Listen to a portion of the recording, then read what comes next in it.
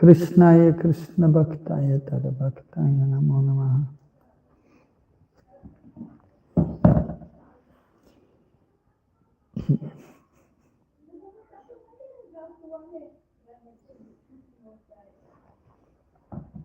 Vandeham Sri Guru Sri Uttavata Kamalan Sri Guru Vaishnava Sedopam Sagrajatam Sahagana Raghunathan Vitam Tam Sajivam Sadaitam Savadutam Parajana Saitam Krishna Chaitanya Devam Sri Radha Krishna Pada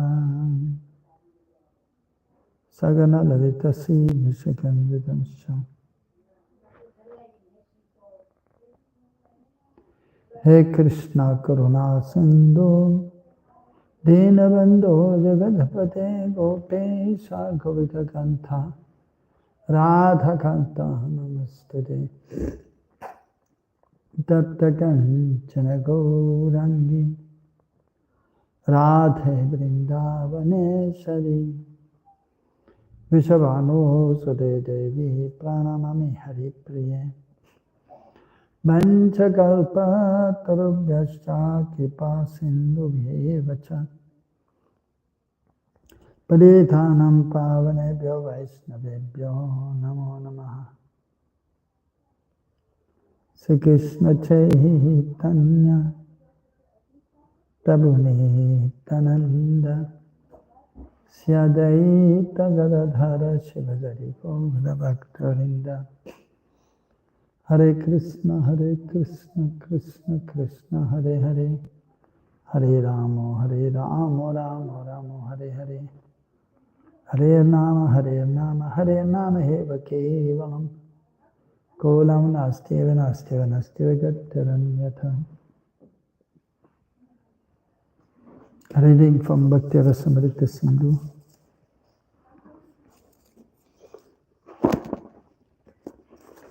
Eastern section, second wave, Sadhana Bhakti.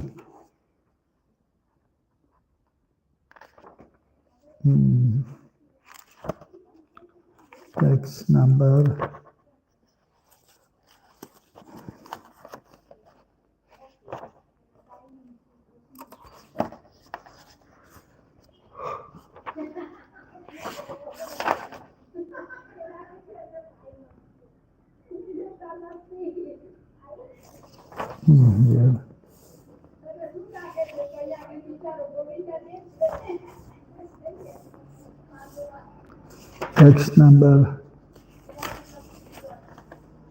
105.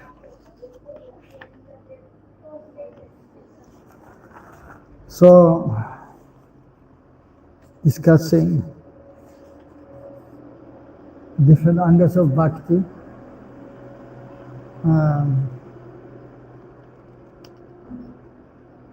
64 angas of bhakti have been described, and now he is elaborating on these different angas. Text number, yes, so the first was of course Guru Padashai, taking shelter of the Spirit Master. And then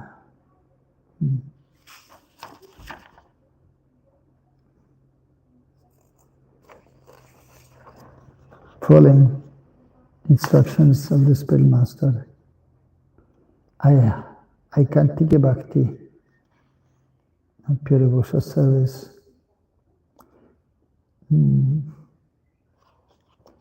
But then also making a point of following Shastra. So that has to be there. So text number 105. Dvarka adi nivaso yathaskanda. So living in Dwarka or other holy places from Skanda Purana. Samvatsaram vasan masam masardam evava. Dwarka vasina sarve narya saturbujaha. Anyone who lives in Dwarka for 1 year, 6 months, 1 month or even half a month, whether man or woman attains a 4-handed form in the spiritual sky.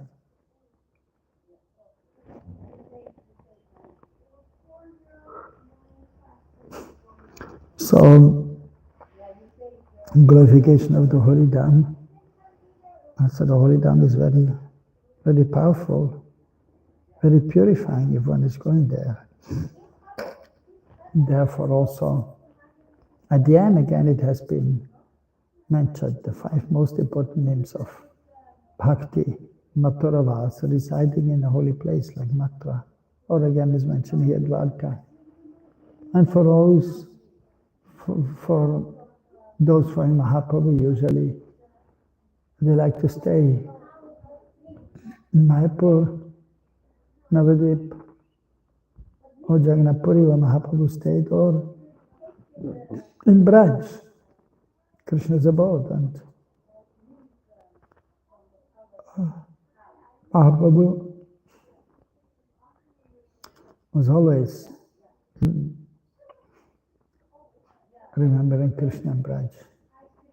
And he also himself went to Braj one time for about 2.5 months, doing parikrama of Braj Mandal. Text 106. Adi padena purushottama vasascha yatta brahme. So the word Adi indicates Puri as well as illustrated from the Brahma Purana.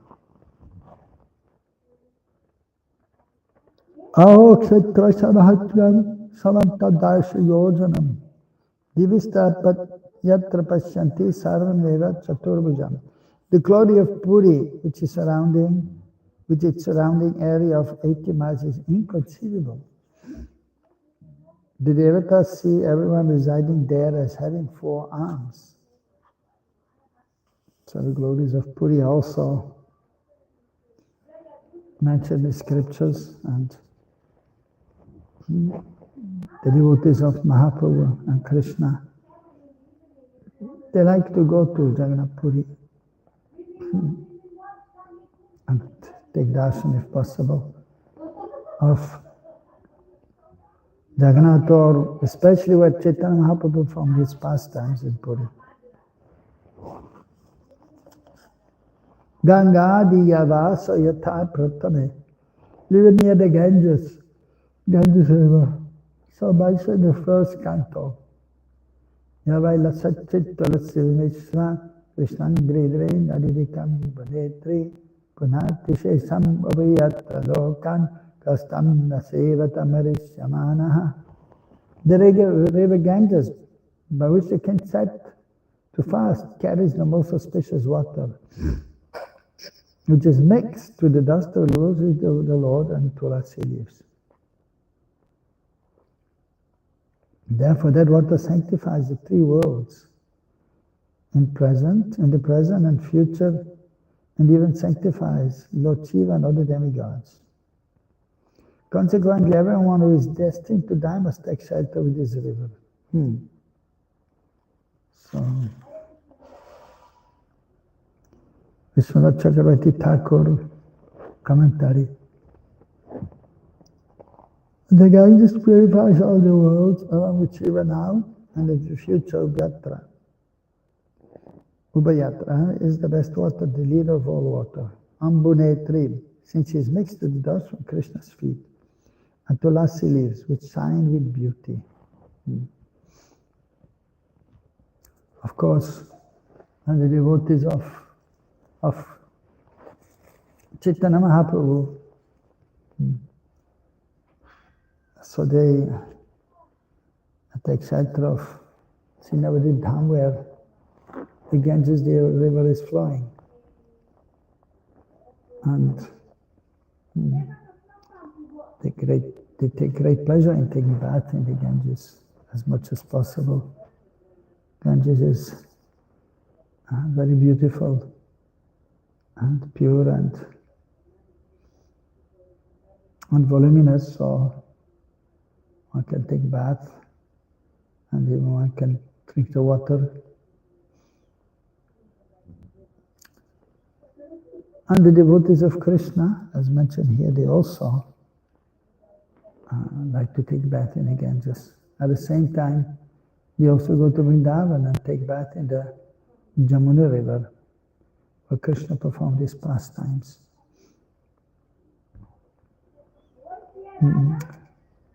So Jamuna Devi is also very much glorified. One time there was a debate amongst scholars. That was Akbar's time.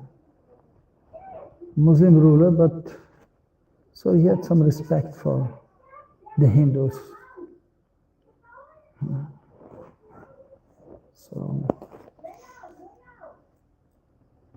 So the matter came to him also,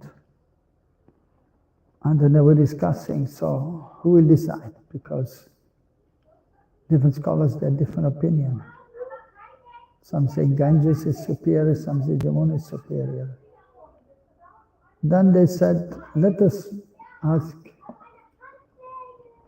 Jiva Goswami. So that was when he was present in Braj. It was after Mahaprabhu had left and Rup Sanatan had already left. So he was then the leading Acharya, Jagat Guru. So everyone had great respect for him, so they asked him to come. He said, all right, but because he had taken the vow to stay in Braj, he said, I will go in the morning and come back in the evening. So he can send a chariot. So they sent a chariot. They brought him and he started first glorifying the Ganges River. How the Ganges River is emanating from Lord Vishnu's lotus feet ultimately, and it came in this world. And all the great sages, they take bath in the Ganges. They pray for the mercy of the Ganges River. And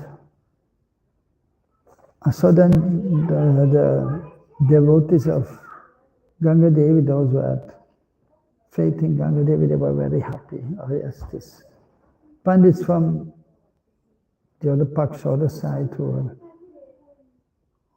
devoted more to Jamuna Devi. So they got defeated by Jiva Goswami. So the word Pandits were happy. Were siding with Ganga Devi. But then he paused a little bit, Jiva Goswami, and then he started glorifying Jamuna Devi. How she's eternal associate of Krishna. Krishna is bathing in the Jamuna River with his associates. When he was present, he was bathing every day. So the glories of Jamuna Devi are also unparalleled.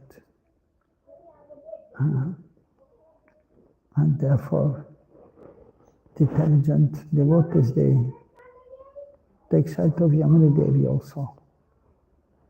And so this way he glorified Jamuna Devi very eloquently.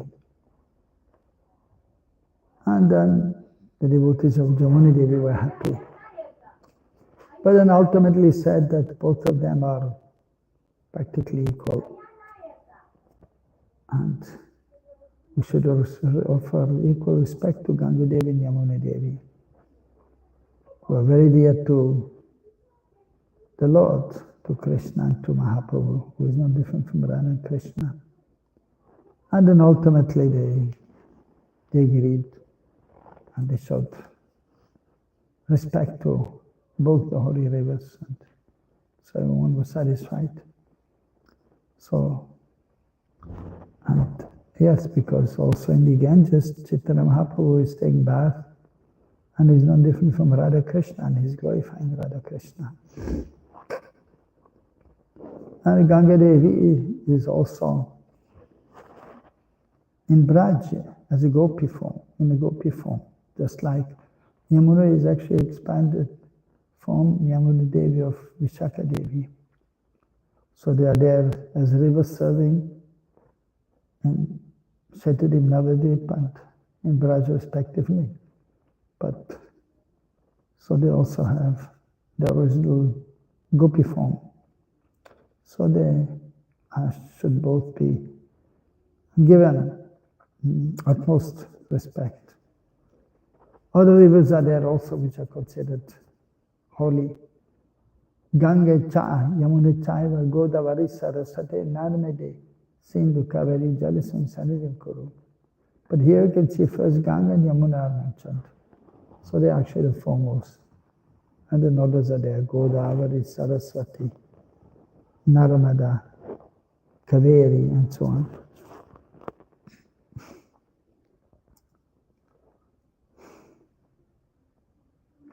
And so the water that sanctifies the three worlds, in the present and future, and sanctifies Lord Shiva and all the demigods. So it is mentioned that she's there also in the higher realms, higher planets, and then she comes to this planet. And so, and then she is going to the lower planets also. I forgot the Sanskrit names. Maybe one is Bhogavati and I can't remember. I think going to the lower planets is Bhogavati. Above, I can't remember now. But so she's very much celebrated, Ganga Devi, in the three worlds. And so sanctifies Lord Shiva and other demigods also. Of course, Shiva is an empowered personality. Shiva Tattva special, superior to the Jivas, almost equal to Lord Vishnu, the Lord. And is there in the process of creation of the material world, and Shambhu, Durga Devi are also instrumental.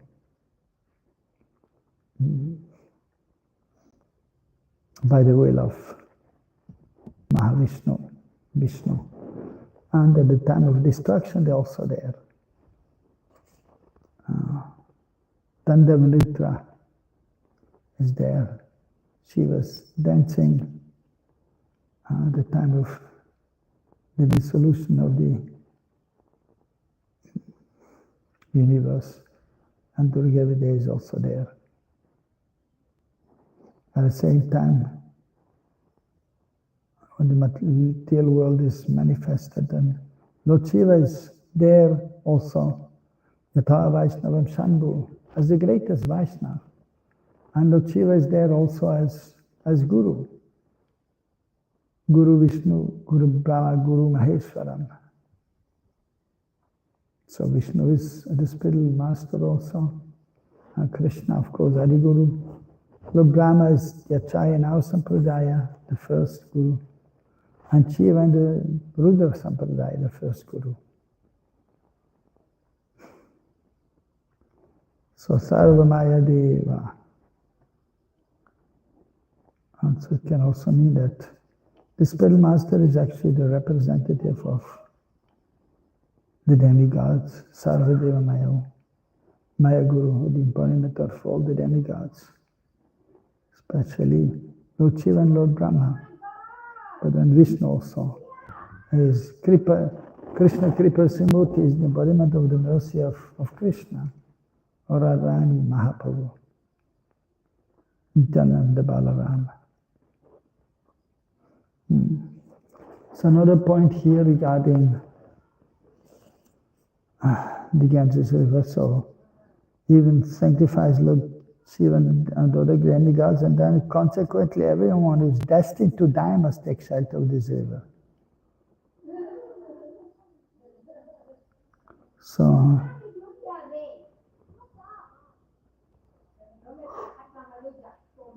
and here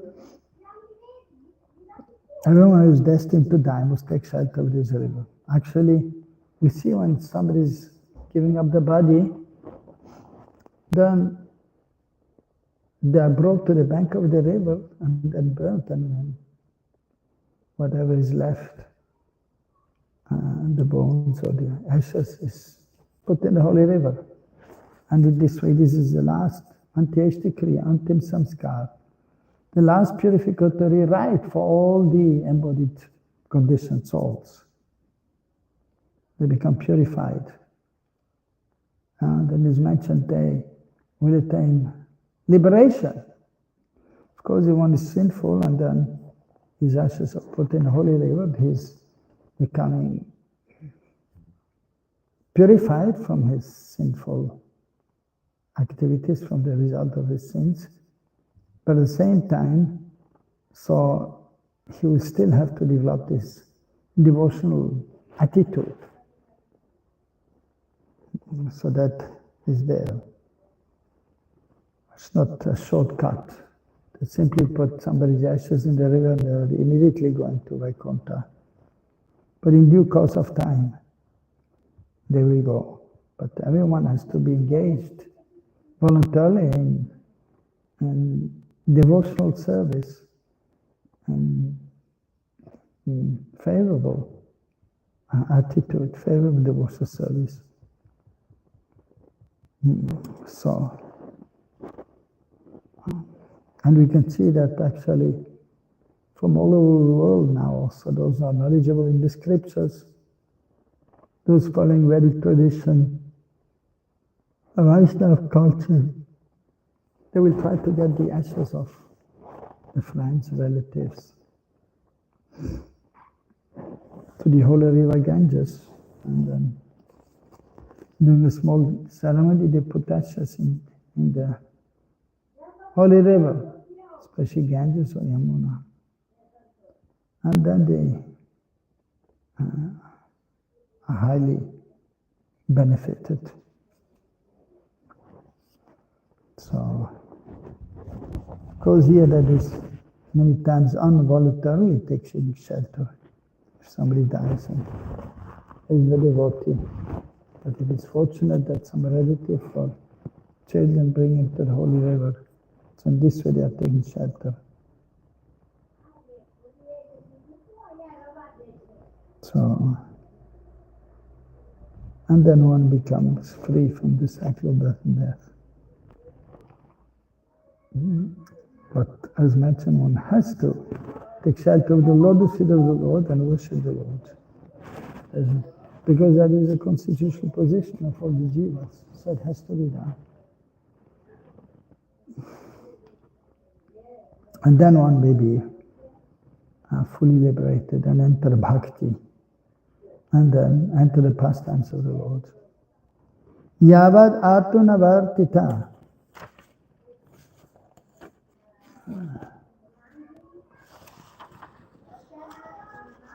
Yavatasyat nirvaha sikorya tavad artavit adhiken nyunatayam chavate paramartataha. So living with minimum needs, minimum material needs. The person who does wisdom concerning material objects accepts as much as is necessary for maintenance of bhakti. By accepting more or less than that, the person will fail to attain the highest goal. So here one should minimize one's material needs. At the same time, not artificially, not prematurely try to be fully renounced if one is not. Otherwise one will fail to attain the goal. So, then we can see sometimes some devotees artificially try to be very renounced.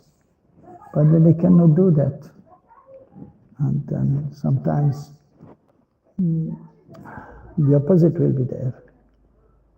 They try to be renounced, but then they fail and then they become very much attached again to devotion, to material life.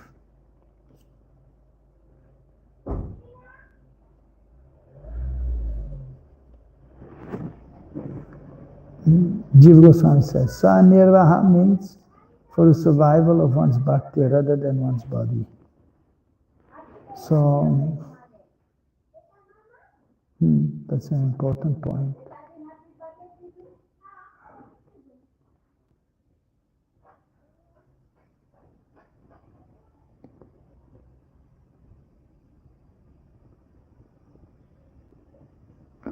So here survival of one's bhakti.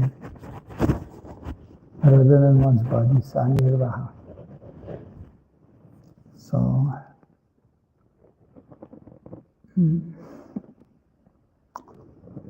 at the same time here, so it means that if one is too much attached or too much detached, then one's bhakti may not be able to develop. And that is also understood. That is what Jiva Goswami is hinting at, mentioning. If one is too attached, and one will not be able to be engaged so much in bhakti. If one is so too much renounced, then also he may not be able to focus on bhakti if he's artificially trying to be too renounced. So one has to be balanced. Atyahara prayasascha parjapa niyamagraha. So we should not neglect following rules and regulations, but also one should not be fanatical. It should be balanced.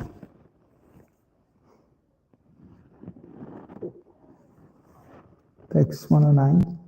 Harivasara sammano yatha brahma vaivrata. Respecting the day of the Lord. From Vaivrata Purana. The day of the Lord, and Harivasa, the day where the Lord is resigned. So that specifically refers to Ekadashi. Ekadashi Titi. Of course, Krishna is all-pervading, and he can be situated anywhere at any time.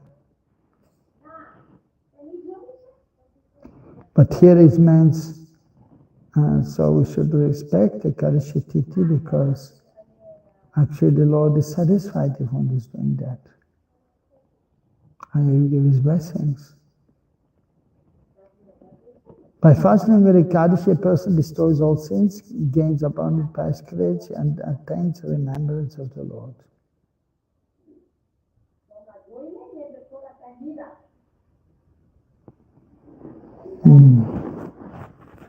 So therefore Mahaprabhu has also instructed his followers to follow Ekadashi Vrat, not to take grains on Ekadashi Titi. And one time he also performed Nirjala Ekadashi. So, but the main thing again here, one has to endeavor to be engaged in spiritual activities. For this fasting on Ekadashi or eating a limited amount is beneficial.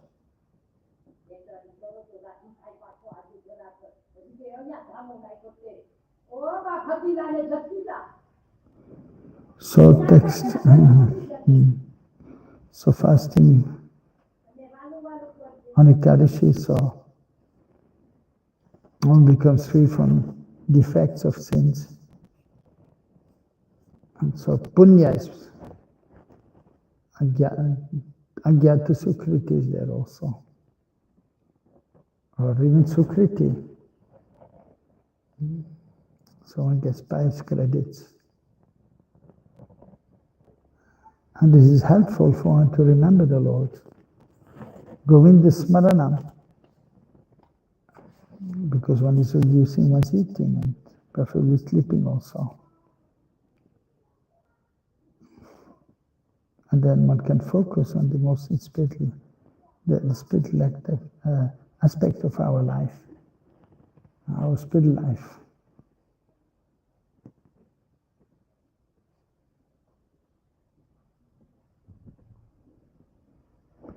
Text 110. Dhatri Aswatadi Gauravam Yata Skandya, again from Skanda Purana, respecting the Amalakli Aswat and other items.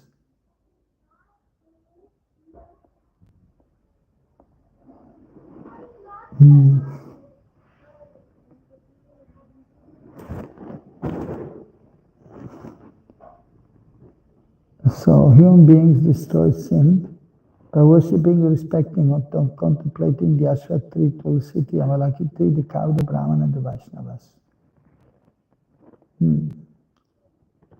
Jiva Goswami's commentary. The Ashwat tree is worthy of worship because it is a vibhuti of the Lord.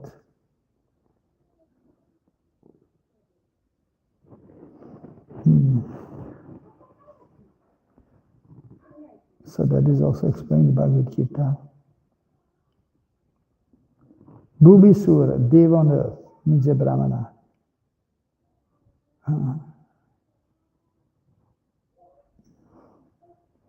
So by worshipping, respecting the holy trees, the cow, the Brahmanas and the Vaishnavas, one is benefited.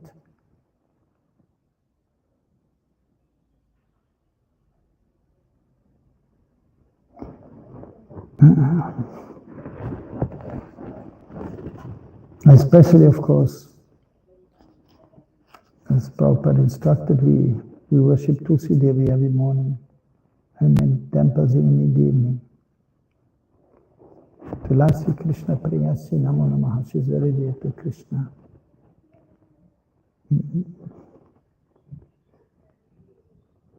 Radha Krishna Seva Bhavo Eyavilasi.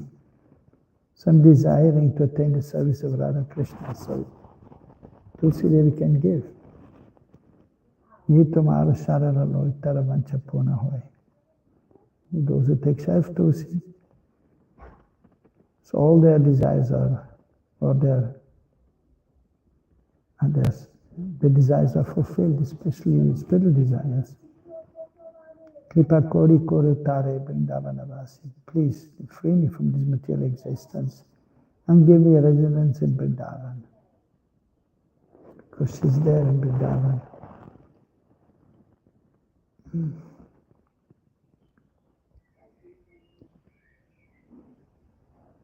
So,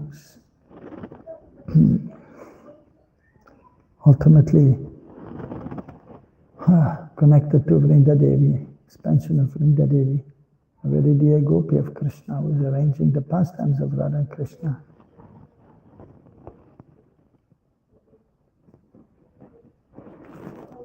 So, other trees like Ashwat, Amalaki tree, Ashwat means banyan tree, Amalaki tree also, they are greatly respected in Bharatvarsha, India. But still not as much as Tulsi.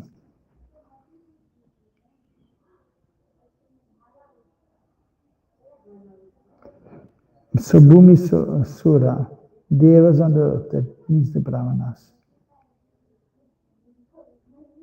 Because the Lord has descended on the earth as the benefactor and friend of the cows and the Brahmanas, they also should be worshipped by the devotees. Bhumi Sura. Bhumi means the earth, Sura means very God.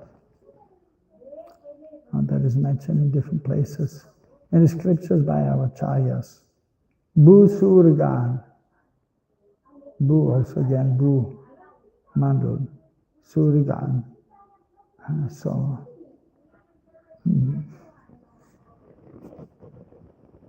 Sajjan. So, saintly persons or gentlemen. So they have to be respected, the Brahmanas. And the Lord, Nama Brahmani Devi Go Brahmani Taicha, Digaditai Krishna Vidai Namo Namaha.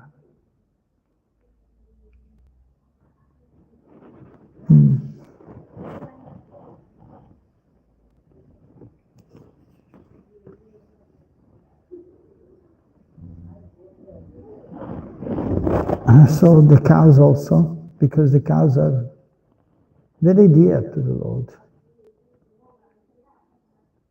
So the Lord has descended on the earth as the benefactor and friend of the cows and the Brahmanas. It should be worshipped by the devotees. Go Brahmani Taicha Jagaditai Krishna Vidai Namo Namaha.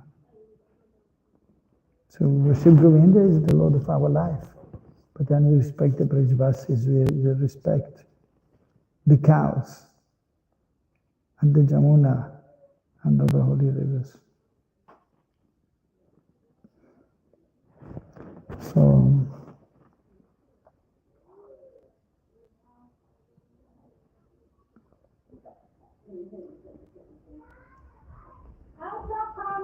all those other items, so first, Gangadevi was glorified in Yamuna, and then now here.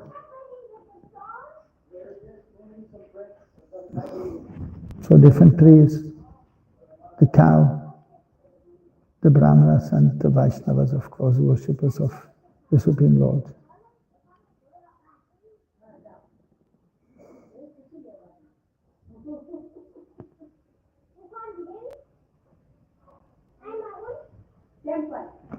So,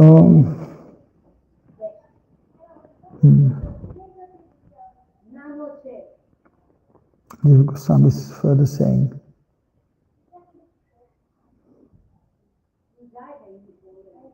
that for the Vaishnavas, the devotee and Tulsi are the most important items. But for others, worship of the Brahmana cow is more familiar object of respect. So they are mentioned here, and that it is mentioned, they are mentioned here to remove doubt about worshipping them, because somebody might think, well, what is the need of worshipping the Brahmanas or Amalaki trees, Ashwa tree, and so on.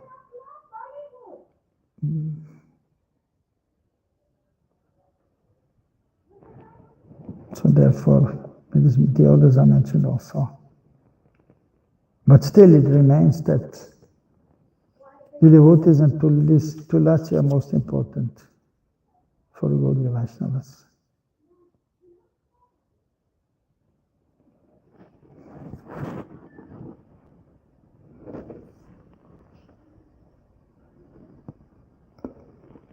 So among the other items, besides Vaishnava Tulsi, among the other items, worshippers of the cow bestows the ultimate goal for the worshippers of Krishna. So Gautama Yantra says, Gavam Kanduyanam Kuriyar Gorgarasam Go Pradakshinam Gosav Nityam Prasanasu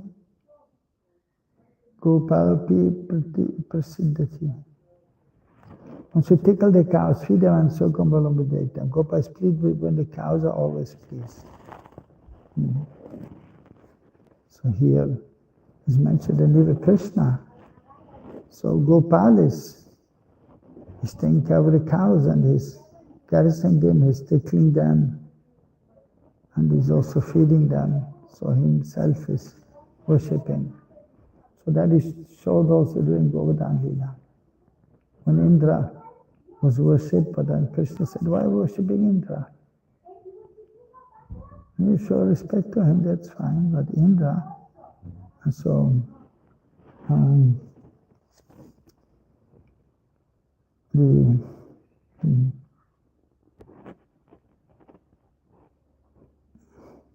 so when Indra came and attacked Braj because he was not worshipped by the Brijvasis, because Krishna told his father, why to worship Indra? Better so to teach all the human beings that one may respect the demigods, but especially one should worship Krishna and the things dear to Krishna. So that is the cow, Go Brahmana, and the Brahmana, and Giriraj Govardhan also. Yes, Krishna Prema, and is giving Krishna Prema.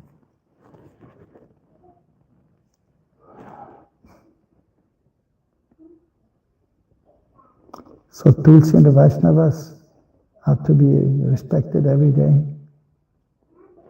And Prabhupada has introduced Vaishnava Pranam every morning, and even seeing each other. So one should perform Pranam to the other Vaishnavas if somebody comes from a far place. And Tulsi every day she's worshipped in every temple, in his communion amongst everybody Vaishnavas. Sometimes even 2 times, morning and evening. But then besides Tulsi and the Vaishnavas, so the cow bestows ultimate go for the worship of Krishna.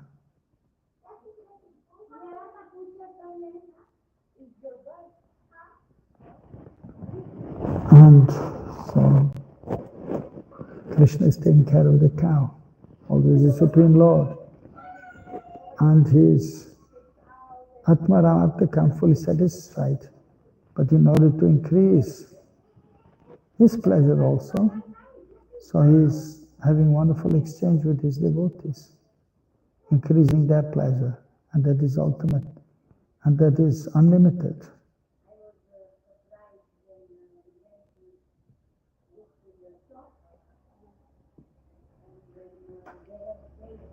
So one should tickle the cows, feed them, and circumambulate them. So parikrama of the cow can be done also. That is out of respect that is done. So even great personalities, so they do that, and everything is pure about the cow. The cow down, cow rearing, of course, milk is very much required for the human being.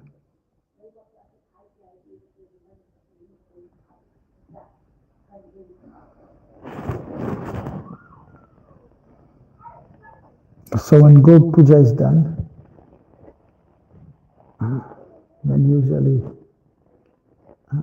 so the cow is worshipped, and then those who are doing the worship, they will circumambulate the cow, out of respect. So out of respect,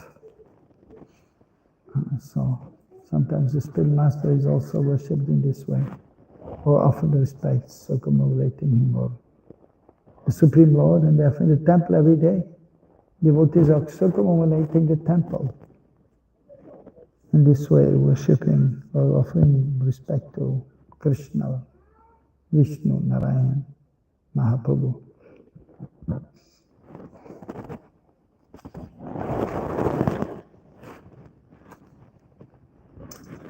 So, next one, 1 to 11, 1 to 111. Say Krishna Vimukha Jan Sangatyag Yata Katyayan Samhitayam.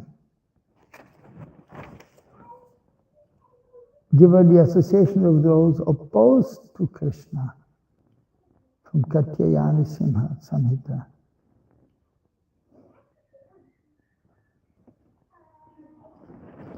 Varam Hutta Rahadvala Pancharanta Vyavastirihi Asauri Chinta Vimukha Jana Sambhasa Vaishisam.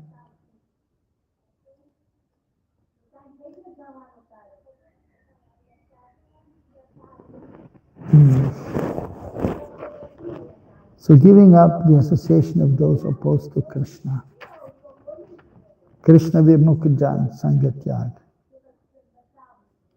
So that is important, because one will be affected by that. One is associating with those who are averse to Krishna. So that is obvious. It is preferable to remain within the cage of blazing fire than to have the misfortune of living in an association with persons who are opposed to thinking of the Lord. Jiva Goswami is commenting Vaisharasam.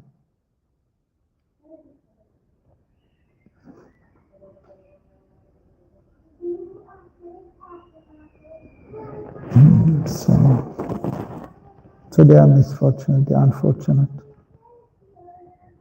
One is and the association of those who are opposed to Krishna. Better to remain in a cage of blazing fire.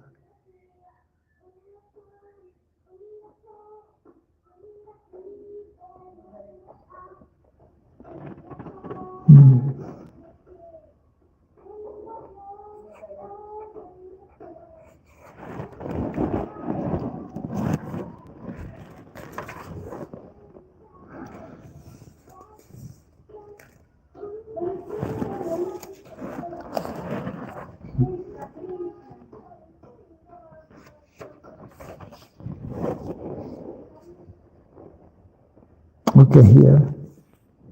To read 2 more verses. Next one, Vishnu Rahasya Cha. For Vishnu Rahasya also.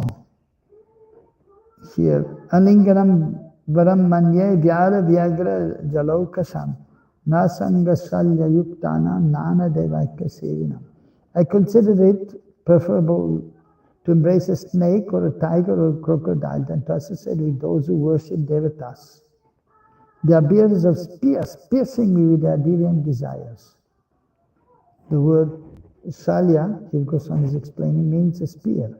Meaning a spear refers to the desire they have for worshipping the devatas. So that should be given up.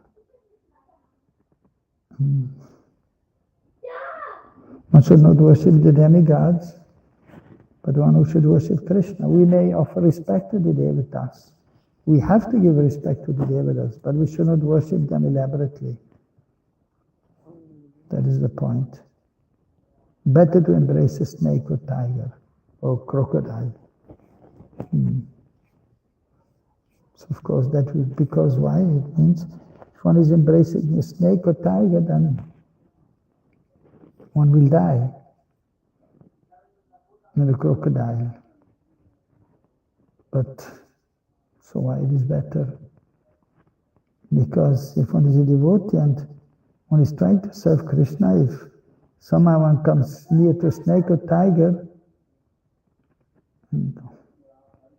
so then we will still not try to embrace the snake, but the snake or tiger, crocodile will embrace us and devour us.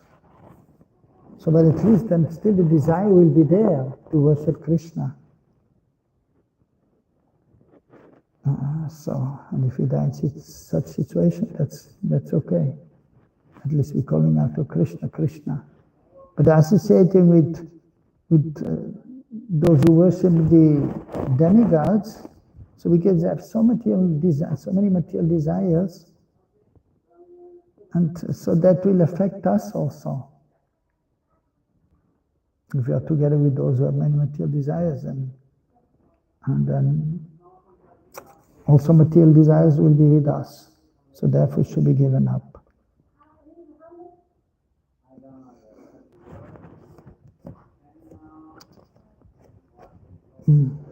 So because if one is together with those who have material desires, then material desires will come, and then if one is in that situation that in the next life, then one will also be still in that position and desiring material things.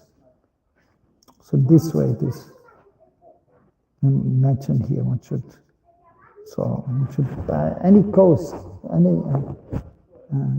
at all costs, we should avoid being in the association of those who have those who are worshipping demigods and have so many material desires. Text 113. Shishyadi anubandhitvadi trayam yatha saptame. Attachment to disciples and the following 2 items illustrated in the 7th canto. The sannyasi must not be eager to make unqualified disciples, nor should he unnecessarily read books that disrespect the Lord or give discourses as a means of livelihood. Should not engage in big projects which distract him from his spiritual goals. So that was I mentioned before also.